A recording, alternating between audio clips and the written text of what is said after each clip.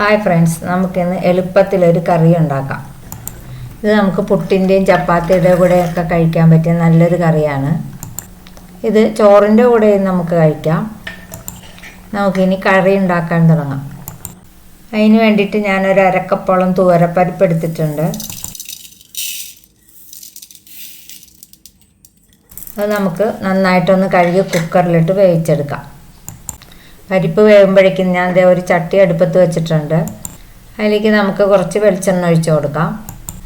ഇതിലേക്ക് നമുക്ക് ഒരു സ്പൂൺ കടുകിട്ട് കൊടുക്കാം. അതൊന്ന് പൊട്ടി വരുമ്പോഴേക്കും നമുക്ക് അതിലേക്ക് കുറച്ച് വേപ്പിലയും ഒരു വറ്റൽമുളകും മുറിച്ചിട്ട് കൊടുക്കാം.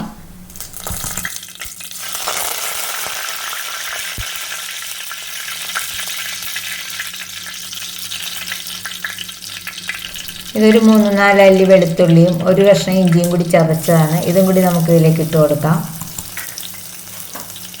ഇനി ഇതൊന്ന് വഴറ്റി കൊടുക്കാം.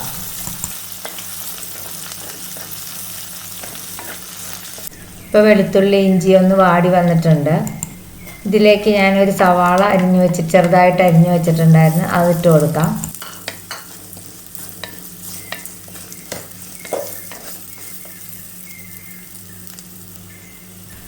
ആവശ്യത്തിന് ഉപ്പിട്ട് കൊടുക്കാം.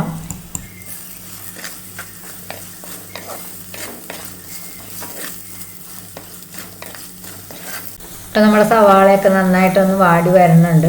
കുറച്ച് നേരം കൂടി നമുക്കൊന്ന് വഴറ്റി കൊടുക്കാം.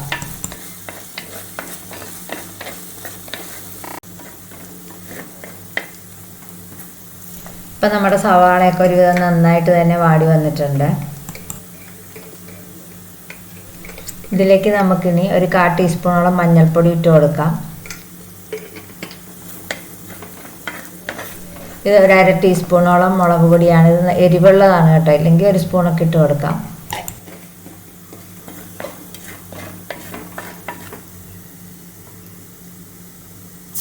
ഇനി ഇതിലേക്ക് നമ്മൾ വേവിച്ച് വെച്ചിരിക്കുന്ന പരിപ്പൊഴിച്ച് കൊടുക്കാം.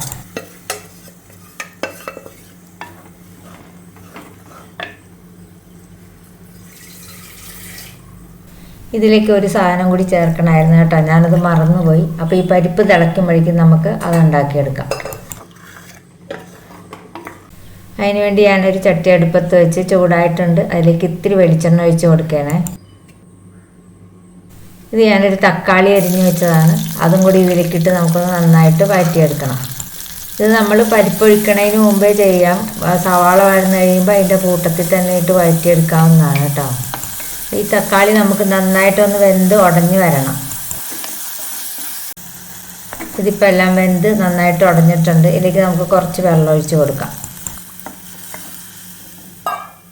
ഇതിപ്പോൾ നമ്മൾ ഇനി ഇതിലിട്ട് തിളപ്പിക്കണമെന്നില്ല, നമുക്ക് ആ പരിപ്പിൻ്റെ കൂടെ അങ്ങ് ഒഴിച്ച് കൊടുക്കാം.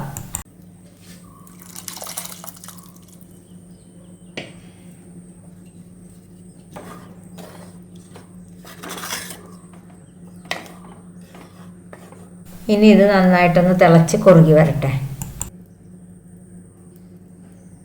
അപ്പോൾ നമ്മുടെ പരിപ്പ് കറിയുടെ തിളച്ച് വറ്റി വരുന്നുണ്ട്. ഇതിലേക്ക് നമുക്ക് കുറച്ച് മല്ലിയില കൂടി ഇട്ട് കൊടുക്കാം.